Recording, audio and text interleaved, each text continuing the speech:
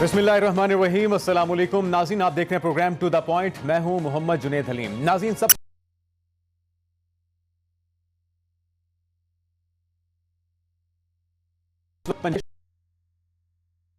नहीं की है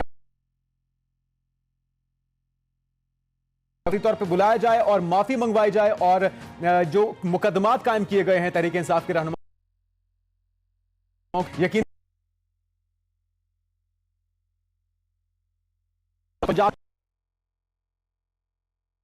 दूसरी तरफ अगर बात की जाए तो ये खबरें मौसूल हो रही हैं कि नवाज शरीफ साहब मौजूदा कारकर्दगी से, जो कि मिफ्ता इस्माइल साहब की तरफ से पेश की गई है, महंगाई की सूरत में उससे शदीद नाखुश एक बार करवाया जाए।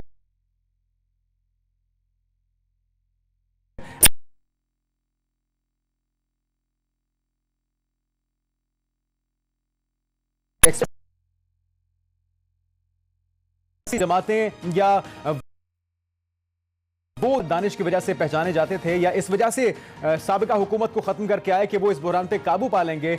एहसन इकबाल साहब, जो कि नून लीग के ब्रेन माने जाते हैं और एक सीनियर सियासतदान भी हैं, उनकी तरफ से ये मशवरे सामने आ रहे हैं कि इस मईशत को कंट्रोल करना है तो अपने अखराजात को कम करना होगा और उसके लिए अवाम को उन्होंने कहा है कि 1 से 2 प्यालियां चाय की कम कर दें। तो क्या इससे काबू पाया जा सकेगा इस माशी बहरान के ऊपर? इस पर भी बात करेंगे। इसके अलावा नाज़रीन, इमरान खान साहब जो कि तेज़ शोलों पे अपनी सियासत कर रहे थे, मार्च से पहले या फिर जो इंतखाबात का मुतालबा है इससे कम पे वो बात नहीं कर रहे थे। उनकी सियासत तेज़ शोलों से हल्की आंच पे किस तरह से आ चुकी है और अब तक वो सड़कों पर क्यों नहीं आए? क्योंकि अवाम का जीना तो 2 बार हो चुका है महंगाई की वजह से और अभी भी वो IMF जिसको खुश करने के लिए अवाम को नाखुश किया गया, उसने वाज़े तौर पर कह दिया है कि आपको डू मोर करना होगा, आपको ऐसे मजीद इकदाम करने होंगे जिससे आपकी अगली जो किस्त है कर्ज की वो आपको मिल सकेगी। इन तमाम सवालात का जो है सामना हमारे मेहमानों को करना होगा और हम जानने की कोशिश करेंगे कि क्या उनके पास इन मसाइल का कोई हल है। मेहमानों का तारुफ आपसे करवा देते हैं। हमारे साथ होंगी तहरीक इंसाफ की रहनुमा कमल शोजब साहिबा, मुस्लिम लीग नून की रहनुमा हमें ज्वाइन करेंगे निहाल हाशमी साहब और इसके साथ साथ शौकत पराचा साहब भी हमारे साथ मौजूद होंगे और हम कोशिश करेंगे कि उनसे जान सकें कि जो 2 रोज़ पहले उन्होंने रूसी सफीर का इंटरव्यू किया है उससे तहरीक इंसाफ के चेयरमैन इमरान खान साहब के बयानिए को कितना फ़ायदा या फिर कितना नुकसान हुआ है। एक ब्रेक लेते हैं और ब्रेक के बाद ये सारे सवालात अपने मेहमानों के सामने रखेंगे। नाज़रीन, ब्रेक के बाद आपको कहेंगे खुशामदीद। प्रोग्राम का बाकायदा आगाज़ करते हैं। शौकत पराशा साहब, सबसे पहले मैं आपसे जानना चाहूँगा कि पंजाब के अंदर जिस वक्त आइनी बहरान पैदा होने का खदशा है, सबसे पहले हमने देखा कि वज़ीर आला के चुनाव के मामले में रखना डाला गया, फिर उसके बाद हल्फ उठाने की बारी आई, उसको भी तातुल का शिकार किया गया, कोर्ट ऑर्डर्स आए, लेकिन अब तो पंजाब की अवाम का मामला है, सबसे ज़्यादा आबादी वाला सूबा, लेकिन उनका बजट पेश नहीं करने दिया जा रहा। क्या ख्याल है कि जो मुतालबा है वो जायज़ है और उसे मान के बजट को पेश करने देना चाहिए? बिल्कुल मुतालबा जायज़ नहीं है क्योंकि आप इस तरह अगर चीफ सेक्रेटरी साहब और IG साहब को बुलाकर उनको बेइज्जत करेंगे, उनके सामने जब तकारीर ऐवान में होंगी तो ज़ाहिर है उनको फूलों के हार नहीं पहनाए जाएंगे।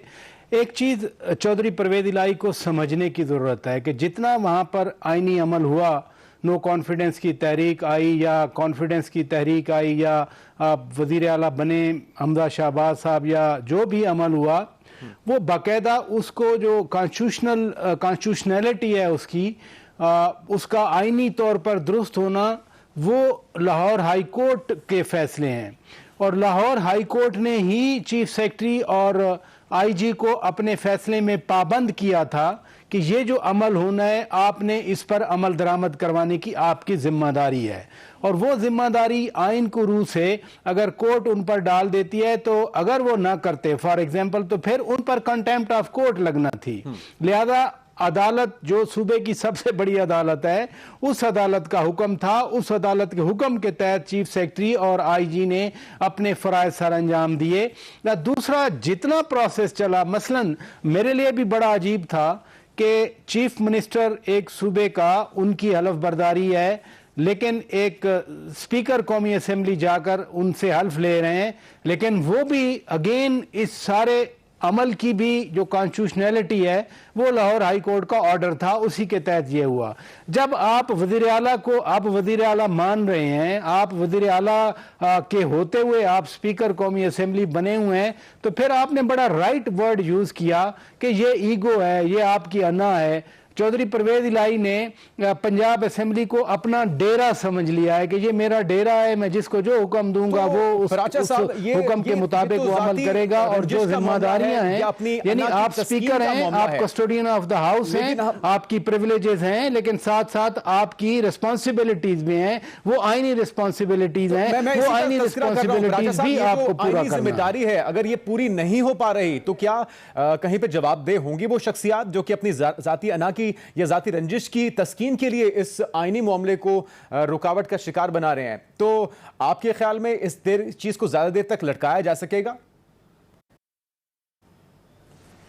Custodian of the house speaker हैं, स्पीकर के किसी भी अमल को आप चैलेंज नहीं कर सकते ऐवान के अंदर भी खड़े होके, ये भी हमारा आइन कहता है और बिल्कुल क्लियर है ये वाला। लिहाजा ये बजट वाली जो आप लिंक कर रहे हैं, बजट वो बाहर बैठ के कर सकते हैं अगर गवर्नर ऑर्डर दे देते हैं, जो गवर्नर का आईनी अख्तियार है कि आप फलां जगह इतने बजे। चौधरी परवेज इलाही साहब चीफ मिनिस्टर पंजाब थे, मुझे याद है 2002 के जब लोकल गवर्नमेंट इंस्टीट्यूशन बने थे, और कयूम जतोई साहब ज़िला मुजफ्फरगढ़ के डिस्ट्रिक्ट काउंसिल के नाजिम थे। उस वक्त भी इन्होंने ये किया था, इन्होंने एडमिनिस्ट्रेशन से कह के ताले लगवा दिए थे डिस्ट्रिक्ट काउंसिल हाल को, और कयूम जतोई साहब ने फिर डिस्ट्रिक्ट काउंसिल हाल के दरख्तों के नीचे लॉन में बैठकर बजट पास करवाया था। तो ये नई बात नहीं है। जहां हम ये कहते हैं कि चौधरी साहब को ये करवाना चाहिए, जो चौधरी साहब की अपनी प्रिविलेजेस हैं वो भी हमारे सामने हैं, उनका ऑर्डर जो है वो कस्टोडियन ऑफ द हाउस हैं, वो ऑर्डर दे सकते हैं। लेकिन ये 12 करोड़ आवाम का मसला है, ये पंजाब के लोगों का मसला है। 1 जुलाई को तनख्वाह कहां से आएगी?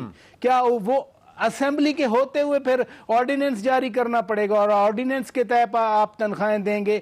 यानी एक अजीब सा मजाक बना लिया गया है पंजाब। तो पूरे आपको लगता है कि अब एक बार फिर से हुकूमत को कोर्ट का, अदालत का दरवाजा खटखटाना पड़ेगा बजट पेश करने के लिए भी, और ये सिलसिला कब तक होता रहेगा?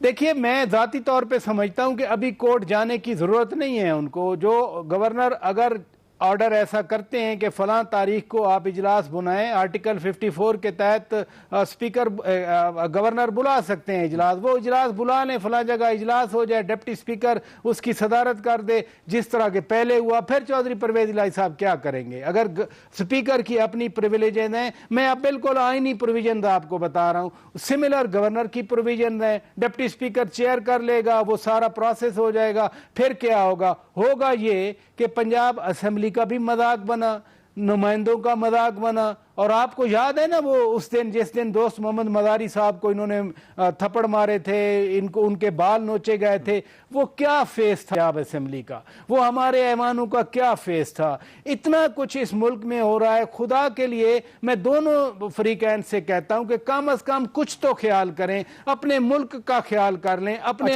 ऐवान का ख्याल कर लें, अपने आप का कुछ ख्याल कर लें। आप सब इज्जतदार लोग हैं, अवानों में बैठे हुए हैं, लोगों ने आपको मुंतखब किया है, तमाशा बना के पंजाब का रख दिया गया है। ठीक है, कमल साहब ने मैं ज्वाइन किया है। कमल साहब, ये जो पंजाब के अंदर हो रहा है ये यकीनन ज्यादती है 12 करोड़ आवाम के साथ, सबसे बड़ी आबादी वाला सूबा, और उनका बजट पेश नहीं किया जा रहा। 1 तारीख को किस तरह से तनख्वाहें देंगे, फंड जारी होंगे, अदायगियां होंगी अगर बजट ही पेश करने नहीं दिया जाएगा? जाती अना की तस्कीन के लिए या उसकी एक्सेप्ट किए जाने तक आप लोग कह रहे हैं कि जो बजट पेश नहीं करने दिया जाएगा। ये तहरीक इंसाफ की भी यही पॉलिसी है जो काफिली कर रही है? जी, बिस्मिल्लाहिर्रहमानिर्रहीम। Thank you very much Junaid. देखिए, तहरीक इंसाफ या काफिली की बात नहीं, बात यह है कि वहाँ पेश करने जो आ रहे हैं उनका कितना एक इस्तेहकाक है कि वो पेश कर सकते हैं। आप मुझे ये बताइए कि आज तक तो इन्होंने आंख मचोली खेली, एक जाली वजीर आला, एक डमी वजीर आला ला के बिठा दिया, काबीना उसकी थी नहीं। चेक तो करे बजट बना कहाँ पे और किसकी निगरानी में बना है? आपके पास तो वजीर खजाना ही नहीं था। ये मांगे तांगे के रेंटेड किस्म के वज़रा को ला के बिठा के, और क्लियर एब्सोल्यूट मेजॉरिटी नहीं है, उधर से कोर्ट का डिसीजन आया हुआ है। तो 12 करोड़ का जो आपका सूबा है उसके साथ तो पिछले 1.5 महीने के साथ एक बहुत घिनौनी साजिश भी की जा रही है और खेल भी खेला जा रहा है। और किसके वहां पे खेला जा रहा है। जब क्लियर डिसीजन एक आ गया था कोर्ट का, दीजिए, पता चल जाएगा। अगर वो मंजूरी नहीं होगा बजट तो पता आपका बात सच साबित हो जाएगी। देखिए जी, वहां पे जो मेन ग्राउंड पे बैठे हुए हैं वो स्पीकर में उधर के कौमी असेंबली हैं, वो सूबाई असेंबली हैं, और जो उनकी स्ट्रैटेजी या जो वो वहां पर जिस तरीके से रूलिंग दे रहे हैं या जो जिस तरीके से डील कर रहे हैं वो बेहतरीन तरीके से कर रहे हैं। अगर इनके पास इस्तेकाक ही नहीं है, वैसे भी ये इलेक्शन लड़के नहीं आए, जीत के नहीं आए, चोर दरवाजे से आए हैं। जिस तरीके से इसने हल्फ उठाया था हमजा ने, और जो 20 लोटों के 25 लोग नाअहल हो गए, उसके बाद तो इनके पास वैसे ही मेजॉरिटी नहीं है। किस हैसियत से ये आकर अपना इस्तेकाक जता रहे हैं? वहां तो एक निगरान हुकूमत आनी चाहिए, या जिनका हक बनता है उनको आना चाहिए। ये पाकिस्तान पूरे के साथ सेंटर में भी यही मजाक किया जा रहा है जो सूबे में किया जा रहा है, और गन पॉइंट पे आप एक इंपोर्टेड कठपुतली हुकूमत को मुसल्लत करने की कोशिश कर रहे हैं। ये 22 करोड़ आवाम का मुल्क है, 11 से 12 करोड़ का सूबा है सबसे बड़ा। 1.5 महीने से वहां कोई हुकूमत ही एग्जिस्ट नहीं करती है, एक आंख में लेकिन इसके अंदर कहीं ना कहीं तहरीक-ए-इंसाफ और आपकी इत्तेहादी जमात काफ लीग का भी तो किरदार है। पहले वज़ीर आला का चुनाव करने में रुकावट डाली गई, फिर उनका ओथ लेने में, हल्फ लेने के मामले में आपने तातुल का शिकार किया, और फिर कोर्ट को ऑर्डर्स करने पड़े, और अब बजट की बारी है। ये तो चले, पहले तो वज़ीर आला का चुनाव का मामला था, ये तो पंजाब के अवाम का मामला है। इसमें भी अगर आप रुकावट डालेंगे तो उसके असरात जाहिर बात है हर सेक्टर में आएंगे, पूरे पंजाब में आएंगे। आप नहीं समझते इससे चीजें मुतनाज़ हो रही हैं? वज़ीर आला का चुनाव का मामला क्या आवाम से ताल्लुक नहीं रखता? क्या पाकिस्तान में जमहूरियत है, या एक चंद हुक्मरानों के जो खानदान है उनको मुसल्लत करने की कोई पॉलिसी चल रही है कि वज़ीर आला जहां से मर्जी आप उठा के बैक डोर से चुन के और उसको मुसल्लत कर दें, जिसको अवाम ने ये मैंडेट ही नहीं दिया? और फिर आप कहे कि नहीं अब क्योंकि बजट आना तो ये अवाम का मामला है। बजट बना किस जगह पे, किसने उसको मॉनिटर किया है? पिछले 4 दिन पहले तक तो आपके पास कोई टीम ही नहीं थी, और वजीर खजाना आप जो रेंटेड एक लेकर आ गए हैं। आप मुझे बताएं वजारत कौन चला रहा था, किसके कहने पे सारा बजट बना है? ये सवाल आवाम से मुतल्लिक नहीं। अभी आपने सेंटर में देखा है क्या बजट के साथ एक घिनौना खेल खेला गया है। $7 बिलियन के जो डायरेक्ट एक सीपैक से रिलेटेड चाइनीज कर्जे हैं, और बाकी वो एक सहाफी उठा के इतनी बड़ी अनॉमली बता रहे हैं, उसको बीच में डाला ही नहीं है। जहां पे आपने मिफ्ता इस्माइल और वो जो मोहतरमा रखी हुई है आयशा गौस पाशा साहिबा, उन्होंने क्या तोप चला लिए बजट के नाम पे। बजट तो सारा ड्रामा है, झूठ, एक नंबर फजिंग की गई है, और अवाम, पूरी पाकिस्तान की अवाम के साथ एक घिनौनी साजिश की गई है। IMF ने इनसे जो कहा है इन्होंने वो करना है बेसिकली, और वो बजट के नाम पे वहीं से अप्रूवल होने हैं। अभी इन्होंने हर रोज के हिसाब से महंगाई बम गिरानी है।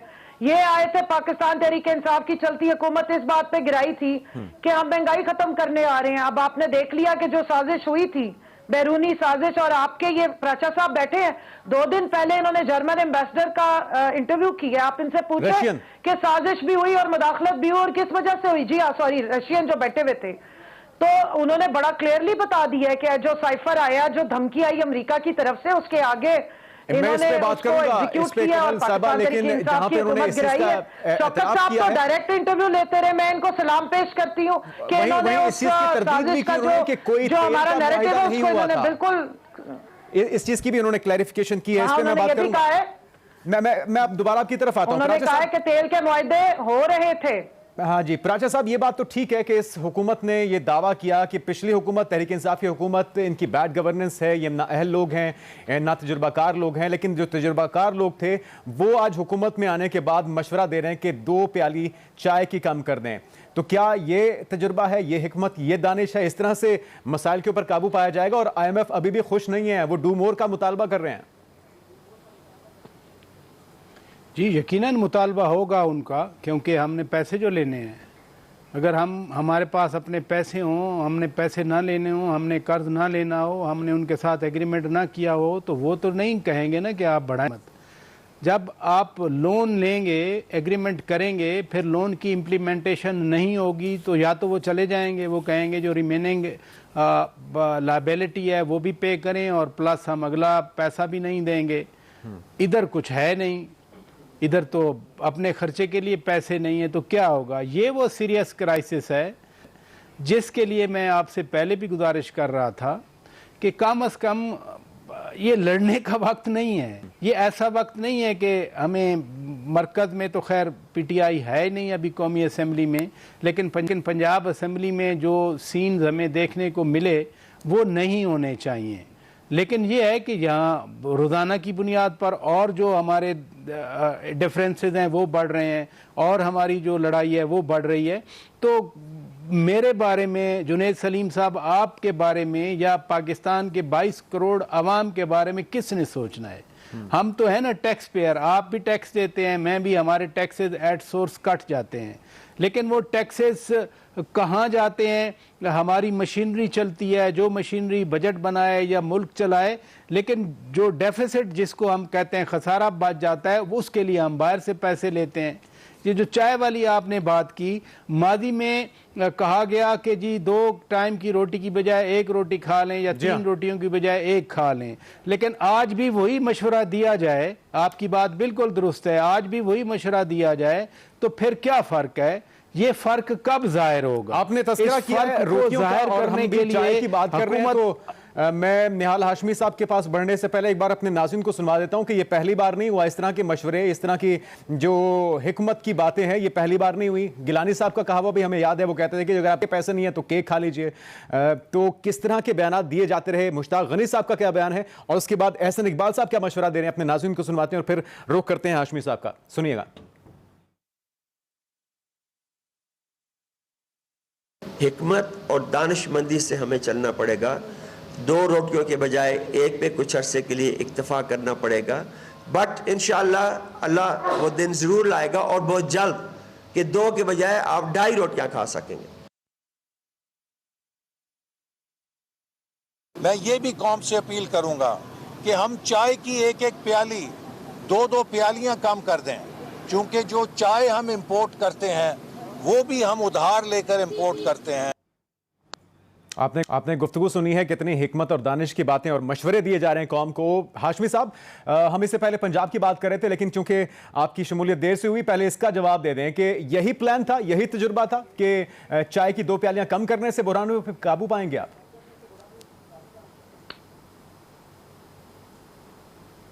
निहाल साहब, आवाज आ रही है आपको?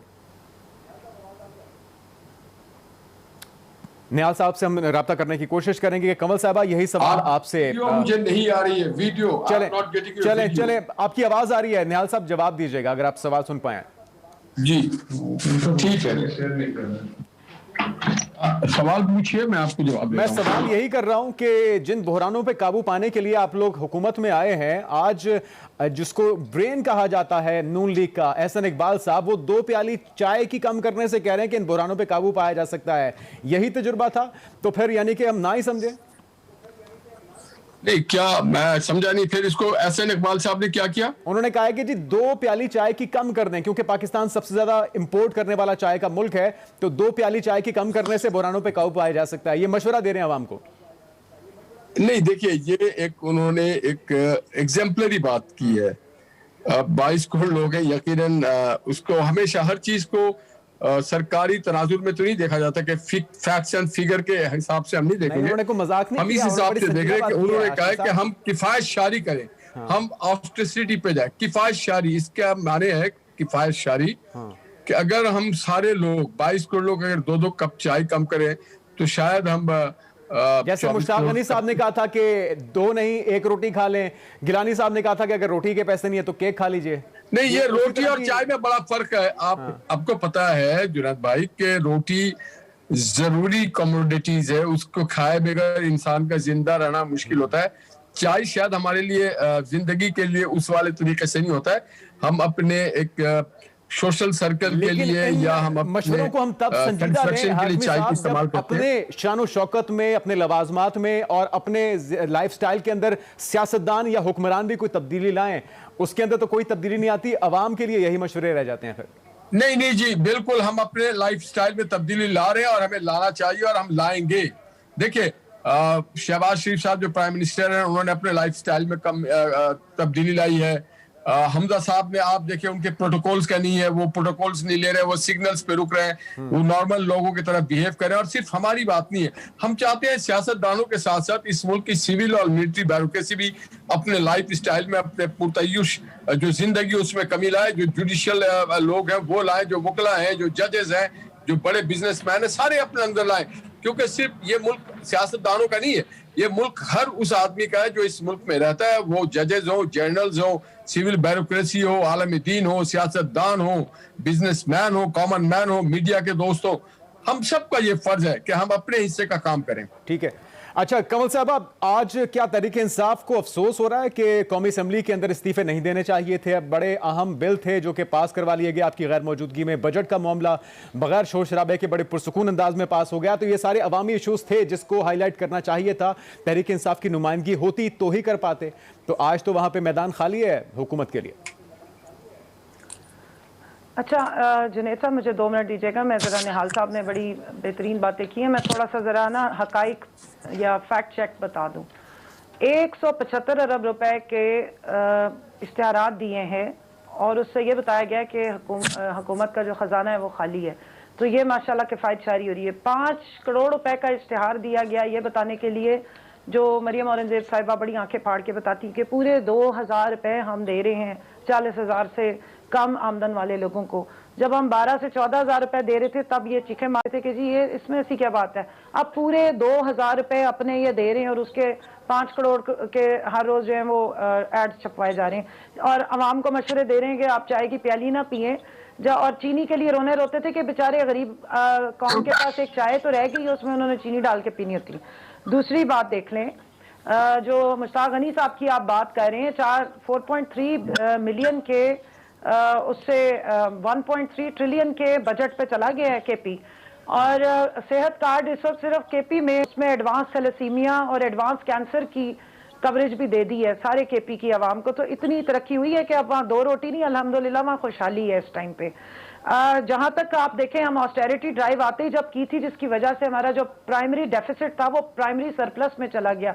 यानी पाकिस्तान तहरीक इंसाफ की हुकूमत के दौरान जो इंडिकेटर्स थे उसमें हमारे जो अंदरूनी खर्चे थे वो हमने कवर कर लिए थे। ऑस्टेरिटी ड्राइव कौन से इनके शाहाना खर्चे कम हुए? 3 कैंप ऑफिसेज ये चला रहे हैं, उनको खत्म करें ना जरा। 3 कैंप ऑफिसेज 21 करोड़ रुपए का तो अभी प्राइम मिनिस्टर ऑफिस में इनका स्विमिंग पूल सीधा हुआ है। और तो आप अगर इनके खर्चे देखें, दिया जा रहा था पीटीआई की तरफ से, अभी आप उनके जो ओपन 7 करोड़ का स्विमिंग पूल का हुआ और 21 करोड़ रुपए उनके ओवरऑल खर्चों में बढ़ा दिया गया है। अगर आप सारे खर्चे देखें डिफेंस बजट के, कैबिनेट डिवीजन के, दूसरे, तो वो मिला के जितने खर्चे बढ़ाए गए हैं, आवाम को जो सब्सिडी 810 अरब रुपए की थी वो तो बेचारी बहुत छोटी सी थी। ये सारा बजट आवाम के लिए बनता है जिसकी सब्सिडी खत्म की गई। 200 अरब की सब्सिडी जून तक दी थी इमरान खान साहब ने आवाम को रिलीफ, इन्होंने आते ही आवाम की कमर तोड़ दी। IMF के अभी इन्होंने करने हैं मुआहदे, और मैं इनसे कहूंगी कि अगर आपके पास ऐसे कोई मुआहदे हैं तो जरा उसे पब्लिक कर दें। और एक चीज याद रखिएगा कि ये इलेक्शन जीत के लोगों का मैंडेट लेकर नहीं आए, ये एक चलती हुकूमत को जो तरक्की कारी थी, और इकोनॉमिक सर्वे इन्होंने जो अभी छापा है वो ये बता रहा है कि पाकिस्तान तहरीक इंसाफ की हुकूमत और इकोनॉमी चला रही थी। मैं एक ब्रेक लेता हूं, मुख्तसर के बाद हाशमी साहब के सामने रखेंगे और ये भी जानेंगे कि इन तमाम मसाइल के बावजूद खान साहब की जो सियासत है वो तेज शोरों से हल्की आंच पे क्यों आ गई है और अभी तक अवाम को सड़कों पे वो क्यों नहीं ला रहे। इस पर मजीद बात करते हैं नाज़रीन एक ब्रेक के बाद। नाज़रीन ब्रेक के बाद खुश आमदीद। एक तो हाशमी साहब, मैं चाहूँगा कि कमल साहबा के सवालों के जवाब दीजिएगा कि कोई लाइफस्टाइल में, कुछ खर्चों में जो इश्तिहारात की मद में और दीगर लवाजमात की मद में लगाए जा रहे हैं उसमें कोई कमी नहीं आई। दूसरा, खबरें ये हैं कि मियां मोहम्मद नवाज शरीफ इस महंगाई के तूफान की वजह से बहुत ही नाखुश हैं और इसके साथ साथ वो मिफ्ता इस्माइल साहब की कारकर्दगी से भी नाखुश हैं और अब ये फैसला हो चुका है कि इसहाक डार साहब को मैदान में उतारा जाए और उन्हें पाकिस्तान भेजने के लिए इस वक्त प्लानिंग शुरू हो चुकी है। कितनी सदाकत है इस खबर में? जुनैद भाई, पहले तो मैं आप बहन जो हमारी बैठी है उनका जवाब दे दूं। वो लाइफस्टाइल की बात कर रही थी। हमारे लोग तो अल्लाह के फजल से खाते पीते लिखते, मगर ये जो चंदा मांग के जिन्होंने जिंदगी गुजारा, ये साइकिल से हेलीकॉप्टर पे आ गए। ये चंदे से अपना किचन और अपना घर चलाया खान साहब ने, वो हेलीकॉप्टर पे आ गए। लाइफस्टाइल तो उनका चेंज हुआ, लाइफस्टाइल उनके अहलिया का चेंज हुआ कि वो पत्थर के और सोने के अंगूठी से हीरे और मोती पे आ गए। लाइफस्टाइल उनका चेंज हुआ कि वो बलीगाना के नए सड़कें बनाने लगे। लाइफस्टाइल उनका चेंज हुआ। जिन लोगों के पास साइकिल ना था वो सारे प्राडो पे आ गए। लाइफस्टाइल उनका चेंज हो गया कि उन्होंने वो खान साहब तो हाशमी साहब ये कहते थे मैंने घड़ी बेच के भी सड़क बनवा दी, आवाम के लिए फायदे का काम कर दिया, तो आप लोगों ने तो ऐसा कुछ नहीं किया। जी, अगर वो बनी गाला को बेच करके सड़क बनाते तो हम समझते कि शायद ये भी उनके पैसे का नहीं है, बकौल उनके कि ये भी उनकी साबिक अहलिया उनको तोहफे में दे के जा चुकी हैं। तो काश के वो उसको उनको ना कमाना आता है ना बेचना आता है, वो तो चलते हैं लोगों के डोनेशन पे। ये क्या लाइफस्टाइल की बात करेंगे? लाइफस्टाइल इनकी बदली, लाइफस्टाइल गोगी की बदली, चलिए फराह गोगी। अब मेरे सवाल पे आ जाइए हाशिम साहब। लाइफ स्टार इनके सारे स्टार्स की बदली, ये हमसे क्या बात करेंगे लाइफ? और ये कहते हैं कि कौन सी हुकूमत, हम मुंतखब लोग हैं, एक बार नहीं बार बार मुंतखब होते हैं। आप तो आरटीएस की पैदावार है, लेकिन इसीलिए आपसे तवक्कुआत भी बकौल आपकी आवाम को ज्यादा होनी चाहिए कि अगर आप लोग इतने तजुर्बाकार लोग हैं, आपने करके दिखाया, तो इस बार क्या हो गया? इस बार क्यों चीजें फैलती जा रही हैं? खजाने में तो कुछ भी नहीं रखा था, खजाने में जो कुछ था, जो ये बात कर रहे थे कि इतनी महंगाई के बावजूद भी हाशमी साहब चीजें स्टेबल नहीं हो रही। आज भी डॉलर की प्राइसेस में इजाफा हुआ है, आज भी स्टॉक एक्सचेंज में मंदी देखी जा रही है, चीजें बेहतर होने की बजाय मजीद खराब हो रही हैं। इसकी क्या वजह है?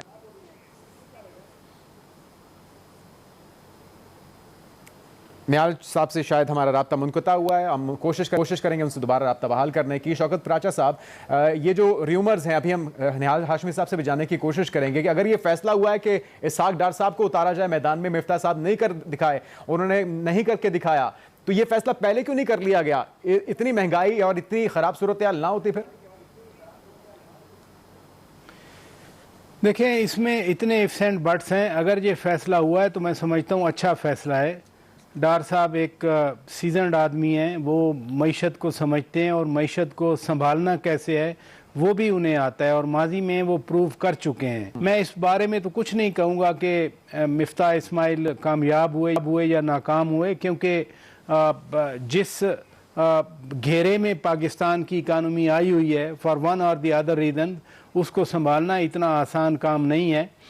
इमरान खान की हुकूमत भी 4 साल कोशिश करती रही, लेकिन जिस प्रॉब्लम में हम हैं, कोई 1 महीने का ज़ाहिर है एक पॉलिटिकल बात है, कमल बीबी अपना पर्सपेक्टिव देंगी, लेकिन वो जो एक फ़्लो है, वो फ्लो कहाँ रुकेगा कोई पता नहीं है, कैसे रुकेगा कोई पता नहीं है। लेकिन डार साहब की जहाँ तक बात है, मैं इस बात से तो एग्री करता हूँ कि उनका एक्सपीरियंस है, उनकी एक्सपर्टीज है। ले आते हैं या नहीं ले आते, मैं इस बारे में कुछ नहीं कह सकता। अदरवाइज रुकावट कोई नहीं है। जो सेनेट वाली उनकी प्रॉब्लम थी, वो प्रॉब्लम ख़त्म हो गई। उन्होंने खुद भी पेशकश कर दी थी कि मैं इस तरह से जो है वो हल्फ ले लेता हूँ, ओथ उठाता हूँ। अगर वो ऐवान बाला के मेंबर हैं, वो सेनेटर्स इलेक्ट हैं, तो कम अज़ कम जिन अवाम के नुमाइंदे हैं उन अवाम को अपनी नुमाइंदगी का हक थ्रू द चोजन रिप्रेजेंटेटिव होना चाहिए। ठीक है प्राची साहब, दूसरी बात जो ज्यादा इंपॉर्टेंट है, जिसकी मैं मुझे मौका दीजिएगा हाशमी साहब की, मैं गुफ्तगू मुकम्मल करके फिर मैं दोबारा भी आपकी तरफ आऊंगा। हाशमी साहब अपनी बात मुकम्मल कीजिएगा, और जो मैंने सवाल पूछा था उस हवाले से कोई तस्दीक करेंगे आप? जैसा अभी शौकत साहब ने कहा कि सेनेट के मेंबर हैं, और देखिए वाहिद फाइनेंस मिनिस्टर है जिन्होंने सक्सेसफुल प्रोग्राम किया। 2013 में हमारी मईशत डूबी हुई थी, हमारे यहाँ अंधेरा था, हमारे बिजली घर बंद हो चुके थे, लोड शेडिंग बहुत तेजी से था, महंगाई बड़े ऊपर था, पेट्रोल बहुत आगे पे था, 126 पे पेट्रोल था, 70 पे लेके आए। और आपको पता है सी पैक का मंसूबा को उन्होंने तकमील पहुंचाया। मैं ये समझता हूं ये वाहिद फाइनेंस मिनिस्टर था जिसने कहा था आईएमएफ को, I will not take your dictation. और ये वाहिद फाइनेंस मिनिस्टर था जिन्होंने आईएमएफ के मीटिंग को छोड़ दिया था, और उन्होंने कहा था मैं नहीं लूंगा डिक्टेशन। और ये वाहिद थे जिन्होंने आईएमएफ के प्रोग्राम को कंप्लीट किया था। इससे पहले पाकिस्तान में बेशुमार आईएमएफ के प्रोग्राम आए, मगर कोई भी प्रोग्राम पाए तकमील को नहीं पहुंचा। हाशमी साहब, ये सारी चीजें नई तो नहीं है, ये आपको भी पता था, नून लीग की क़यादत को भी पता था, तो फिर तजुर्बों पे क्यों लगाया गया पाकिस्तान की आवाम को? डार साहब को पहले ये जिम्मेदारी क्यों नहीं सौंपी गई? नहीं, तजुर्बे की बात नहीं है। इमरान खान ने डार साहब जो है यहाँ पे टैक्स पेयर थे पार्लियामेंटेरियन में, उनके ऊपर नैब के जरिए जाली केसेस बनाए, और साकिब निसार साहब ने कोशिश की। ये एक ड्राइव था, ये सारे ड्राइव कर रहे थे कि पाकिस्तान के ब्रेन ड्रेन हो जाए, पाकिस्तान को बनाने वाले मेमारों को इस मुल्क से बेदखल कर दो, या उसको ताबे कर दो, या उसको जेल में डाल दो। ये जानबूझ करके दूर किया। इसहाक डार साहब के घर पे कब्जा कर लिया, उनके अकाउंट फ्रीज कर लिए, उन पे जुल्मों की इंतहा कर दी। आप बताएं कि किसी पाकिस्तान के former prime minister, foreign minister, finance minister या पाकिस्तान के मेंबर ऑफ द सेनेट के आप घर को सीज करते हैं विदाउट एनी जस्टिफिकेशन, उसके फंड को सीज करते हैं। मैं दोबारा आपकी तरफ आऊंगा। कमल साहब को शामिल करते हैं। कमल साहब, ये जो हालात है यकीनन चलाते हैं विदाउट जस्टिफिकेशन, ये कौन सा निजाम था? इमरान साहब साकिब निसार से मिलकर लेके आए थे। ये आपका पॉइंट ये वो निजाम था जो नैब के साथ मिलकर के गठजोड़ बनाया गया था, और साकिब निसार साहब ने और नैब के जो चेयरमैन है जावेद इकबाल, इन्होंने मिलकर इमरान खान को प्लीज करने की कोशिश की। कमल साहब, ये सारी सूरत-ए-हाल आपके सामने है। खान साहब के मुतालबे में, उनके एहतजाज में, उनके अंदाजे सियासत में शिद्दत आने के बजाय वो हल्की आंच पे सियासत क्यों करने लग गए हैं? और फवाद चौधरी साहब ने भी कहा है कि अगर 2-4 महीने ये लोग और हुकूमत कर लेते हैं तो हमें फर्क नहीं पड़ता। क्या एक्सेप्ट कर लिया पीटीआई ने कि अभी इलेक्शन नहीं होने जा रहे? नहीं, पीटीआई तो आप कर ले, मैं दोबारा कमल साहब से सवाल है मेरा। जुनैद साहब, अब आपने बड़े फरमाइशी जवाब ले लिए हैं निहाल हाशमी साहब के, मुझे जरा इजाजत दीजिएगा मैं जवाब। नहीं, फरमाइशी किसकी फरमाइश पे? आपकी फरमाइश पे उन्होंने फरमाइशी जवाब दे दिए ना। आप मेरी भी बात सुन लीजिएगा, मैंने 2 लोगों की और आपकी बात सुनी है, मुझे बात पूरी करने दीजिएगा, क्योंकि जब मैं जवाब देने लगती हूँ आपको ब्रेक याद आ जाती है। अगर आपने ब्रेक लेनी है आप बात मुकम्मल कीजिए, पूरी करूंगी, आपको बात करने का पूरा मौका मिलेगा। पहली बात तो यह है कि इसहाक डार साहब के आने की खुशी में आप जितनी तालियां पीट रहे हैं, मुझे तो अफसोस हो रहा है। एक मफरूर शख्स जिसको शाहिद खान अब्बासी के जहाज में बिठा के उसके दौरे हुकूमत में, नून लीग के दौरे हुकूमत में वो यहाँ से भागा था, जरा याद कर ले। इमरान खान के दौरे हुकूमत में वो यहाँ से इश्तिहारी होकर भागे नहीं थे। इस्लामाबाद हाई कोर्ट ने उनको मफरूर और इश्तिहारी डिक्लेयर किया है, नैब ने नहीं किया हुआ। तो मैं आपका रिकॉर्ड दुरुस्त कर दूं, जब तक इनकी हुकूमत अपनी भी रही है और हमारी रही है, वो बाहर बैठे रहे हैं। अब अचानक से उनको ख्याल आ गया कि वो बड़े जबरदस्त आदमी है। शौकत पराचा साहब खुद भी सहाफी हैं, मेरे ख्याल में इनको ये ईमानदारी के साथ अपनी सहाफत में सवाल उठाने चाहिए ना। शाहिद खान अब्बासी नून लीग के प्राइम मिनिस्टर थे, किसी और के तो नहीं थे। उसने अपनी जहाज में बिठा के इसहाक डार को यहां से क्यों दौड़ाया था? उस वक्त इमरान खान तो वजीर आजम थे ही नहीं। नंबर 2, मईशत का जितना बड़ा गरक इसहाक डार साहब ने किया है ना, वो रिकॉर्डेड है। और मिफ्ता इस्माइल के बयानात असेंबली के मैं आपको डेट के साथ निकाल के दिखा दूंगी, जब असद उमर साहब ने कहा था कि Titanic is about to hit क्या कहते हैं, जो आगे बात करने देना निहाल साहब, हौसला करें। आपने अपने फरमाइशी जवाब दे लिया, मुझे बात करने दें। मिफ्ता इस्माइल ने ऑन रिकॉर्ड बताया कि इसहाक डार साहब जो हैं उन्होंने पाकिस्तान की मईशत का बेड़ा गर्क किया। आप सुन लेना बात, एहतजाज सुन ले मेरी बात। लॉन्ग मार्च की कॉल क्यों नहीं दी जा रही? सुन लेना, आपने सवाल पूछ लिया ना, जवाब तो अपनी मर्जी का नहीं, आप मेरे मुंह में डालेंगे, जवाब सुन लें। ये निहाल हाशमी साहब को तसल्ली दे, अब बात सुन लें, बात सुन लें, तसल्ली। आपकी बात मैंने पूरी सुनी, अब आप भी सुनने की आदत डालें। अगर आपको इत्तला अर्ज है कि जब इनकी डील हुई है, जो जहां ये पहुंचे हुए एवनफील्ड अपार्टमेंट में, कल जाएंगे अपने मफरूर आका से मिलने, तो इसहाक डॉलर साहब भी बैठे हुए इतने अरसे से बजट बना रहे हैं, क्योंकि डील बड़ी पहले से हुई हुई थी। ये डील और ढील सारा कुछ हो गया। अगर इतना ये कामयाब होता तो पाकिस्तान की इकोनॉमी का ये हाल ना होता। हुकूमत आप ही की है, मिफ्ता इस्माइल भाई $1.5 से ही ले रहा है बाहर बैठा। करते हैं कि पाकिस्तान की तारीख का 76% कर्जा आप लोगों ने अकेले लिया है।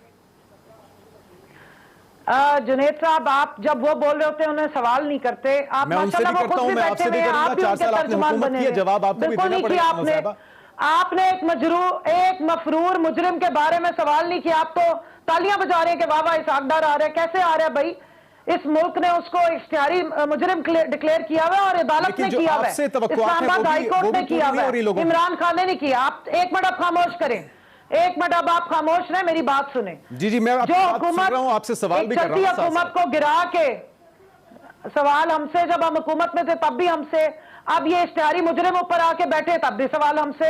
एक्सपेक्टेशन तो इन्होंने पूरी करनी थी अवाम की, क्यों नहीं कर सके? मैं आपको स्टैटिस्टिक्स बताती हूँ। शौकत पराचा साहब ने अभी इकोनॉमिक सर्वे शायद पढ़ा नहीं है, और इकोनॉमिक सर्वे पे अवार्ड ये चोर एक दूसरे को दे रहे हैं। इमरान खान की हुकूमत के तमाम इशारे पॉजिटिव थे। IMF ने भी दी रिपोर्ट, वर्ल्ड बैंक ने भी दी, ब्लूमबर्ग ने भी दी। आप पढ़े 6% की प्रोजेक्शन किसने दी है? इकोनॉमिक सर्वे इन्होंने ही दिया ना। अगर सारा कुछ पॉजिटिव था तो फिर मसला कहां पे था? फिर मसला कहां पे था? इंपोर्टेड अमेरिकी धमकी के आगे सारे लेट गए। आपको हम तो बात क्लियर कर रहे हैं। अब आप मेरी बात गौर से सुनिए। हमने बिल्कुल एहतजाज करना है, इसलिए सुप्रीम कोर्ट से कहा हुआ है, क्योंकि जमहूरी अगर माशरा हो तो उसमें 2 फोरम्स होते हैं, या आप वोट देते हैं और अपनी आवाम एस्पिरेशंस बताती है, या आप एहतजाज करते हैं पीसफुल। अभी हमने परसों एहतजाज किया तो मेरे पे पर्चे कटने का अंदिया दे दिया। ये तो इनकी बर्दाश्त है, ये इनके जमहूरी रवैये है, और ये बातें हमें कर रहे हैं। ये फाशिस्ट कठपुतली इंपोर्टेड हुकूमत, और आप कह रहे हैं असेंबलियों में हम क्यों जाएं? असेंबली में हम इनको लेजिटिमाइज करने जाएं? मुसलसल इल्जामात पीटीआई की तरफ से हुकूमत के ऊपर और इलेक्शन कमीशन के ऊपर भी, लेकिन इलेक्शन कमीशन ने मुस्तरद किए हैं वो तमाम इल्जामात। उनका कहना है कि हम किसी की तरफदारी नहीं कर रहे। जो इंतखाबात होने जा रहे हैं, ज़िमनी इंतखाबात, ये भी बहुत बड़ा इम्तिहान होगा हुकूमत के लिए भी और अपोजिशन के लिए भी कि अवाम इस वक्त किसके साथ खड़े हैं। इस पर मजीद बात करते हैं एक ब्रेक के बाद। नाज़रीन, ब्रेक के बाद आपको कहेंगे खुशामदीद। शौकत पराचा साहब, अभी 2 दिन पहले आपने इंटरव्यू किया रशियन सफ़ीर का, जिसमें बहुत अहम गुफ्तगू हुई, बहुत अहम इंकशाफात हुए। कुछ चीज़ों का फ़ायदा यकीनन हुआ होगा इमरान खान साहब के बयानियों को, और कुछ चीज़ों का नुकसान भी मैं समझता हुआ। एक तो उन्होंने इस चीज़ को तस्लीम किया कि खान साहब का जो हुकूमत जाने का मामला है उसकी एक वजह रूस का दौरा था, लेकिन उन्होंने इस चीज़ की सख्ती से तरदीद की कि कोई ऐसी मैच्योर डील नहीं हुई थी कि सस्ता तेल देने जा रहा है रशिया, और ना ही कोई ऐसी यकीन दहानी हुई थी। तो इस हवाले से आपको क्या लगा कि कितना फायदा नुकसान पहुंचा इस इंटरव्यू से, खान साहब के बयानिए को खासतौर पे? देखिए, मैं एक जर्नलिस्ट हूँ, मैं एक प्रोफेशनल आदमी हूँ, और मेरी सारी ज़िंदगी इसी प्रोफेशन में गुजरी है। मुझे कोई गर्ज नहीं है किसी को फ़ायदा पहुँचे या किसी को नुकसान पहुँचे। मैं किसी कैंपेन का हिस्सा नहीं हूँ। मैंने अपना प्रोफेशनल काम किया। जो इस वक्त सवालात हैं, और बार बार चूँकि रूस के बारे में बार बार सवालात हो रहे थे, बार बार बयानात आ रहे थे, तो I did my professional job, that's all. मैंने जो सवाल हैं रेलेवेंट, वो अगर आपने सुना है वो इंटरव्यू तो मेहरबानी आपकी, आपने मेरे सवालात भी देखे होंगे कि मैंने ना कोई ट्विस्ट किया किसी चीज़ को, मैंने बिल्कुल स्ट्रेट फॉरवर्ड उनसे सवालात पूछे। And I appreciate ambassador was, his excellency was very honest. उन्होंने भी बिल्कुल ऑनेस्ट वे में जवाब दिए, जो मैं समझता हूँ कि पर्सपेक्टिव था उनकी हुकूमत का। तो मुझसे ये ना पूछें किसी के बयानिए को नुकसान हुआ या किसी को फायदा हुआ, गवर्नमेंट को नुकसान हुआ या गवर्नमेंट को फायदा हुआ, इमरान खान को नुकसान हुआ या उनको फायदा हुआ। मैंने अपना प्रोफेशनल काम किया। इसमें क्लैरिटी आ गई दावे में कि किसी किस्म की कोई डील या यकीन दहानी रशियन गवर्नमेंट की तरफ से अभी तक नहीं हो पाई थी। फॉरेन पॉलिसी, मैं फॉरेन पॉलिसी कॉरेस्पॉन्डेंट भी हूँ। फॉरेन पॉलिसी स्टैटिक चीज़ नहीं होती, ऑन गोइंग प्रोसेस होता है, और ऑन गोइंग प्रोसेस जो है वो हुकूमतों के आने जाने से उसका कोई फ़र्क नहीं पड़ता। सी पैक की कंसेप्शन सदर आसिफ अली जरदारी के दौर में हुई थी, मियाँ नवाज शरीफ ने उसको बढ़ाया, पीटीआई के ज़माने में प्रोजेक्ट्स चलते रहे। तो जो फॉरेन गवर्नमेंट्स के साथ जो भी कोई डील हो, कोई मुज़ाकरात हो, कोई नेगोशिएशन हो, वो चलती रहती हैं। वो ये नहीं होता कि एक हुकूमत चली गई तो वो कुंडी है बंद हो जाएगी, लॉक है लॉक लग जाएगा, मैं ये नहीं समझता। इसलिए जो नेगोशिएशन का मामला है, एम्बेसडर साहब ने बड़ा वादे कहा कि चूंकि ये 2 मुल्कों के दरमियान टॉक्स हैं, नेगोशिएशन हैं, तो ज़्यादा बात उन्होंने नहीं की। ठीक है, निहाल हाशमी साहब, आखिर में मैं जानना चाहूंगा, जवाब देना चाह रही तरह जुनैद साहब, मुझे आप जरा रिस्पॉन्ड कर लीजिए, आप मुख्तसरन रिस्पॉन्ड कीजिएगा क्योंकि वक्त कम है। मैं सिर्फ इतना कह रही हूँ कि जब अमरीकी उधर से खत आ जाए और धमकी आ जाए, फिर हुकूमतों की जब पूरी पॉलिसीज ही चेंज हो जाए, रिजीम चेंज हो जाए, फिर बड़ा फर्क पड़ जाता है फॉरेन पॉलिसी में। अभी यही फर्क पड़ा है क्योंकि रशिया के बारे में मिफ्ता इस्माइल ने खुद बयान दिया है कि उन पर सैंक्शंस लगी हुई है, इसलिए हम उनसे तेल नहीं लेंगे, लेकिन हम उसी सैंक्शन लगे हुए मुल्क से गंदम जरूर ले लेंगे। तो एलसी एक के लिए खुल सकती है, दूसरे के लिए भी खुल सकती है। दूसरी बात, सी पैक की जहां तक ये बात कर रहे हैं, तो प्राइम मिनिस्टर शहबाज शरीफ बड़े अरसे से मचल रहे हैं चाइना जाने के लिए, इजाजत नहीं मिली है, इसलिए आपके चीफ ऑफ आर्मी स्टाफ को उन्होंने बुला लिया। तो जरा सवाल पूछ ले कि सी पैक में 2000 इंजीनियर्स वापस क्यों चले गए हैं, सी पैक की अथॉरिटी को क्यों खतरा गया है, और एहसन इकबाल को बुला के पूछिएगा कि इस दफा सी पैक के मंसूबों को किस स्पीड से आप लेके जा रहे हैं, क्योंकि अमरीकी धमकी में ये शामिल था कि आपको इस रीजन में रीअलाइनमेंट की जरूरत है, इसलिए वो इंडिया को इस रीजन में आपका चौधरी बनाना चाह रहे हैं।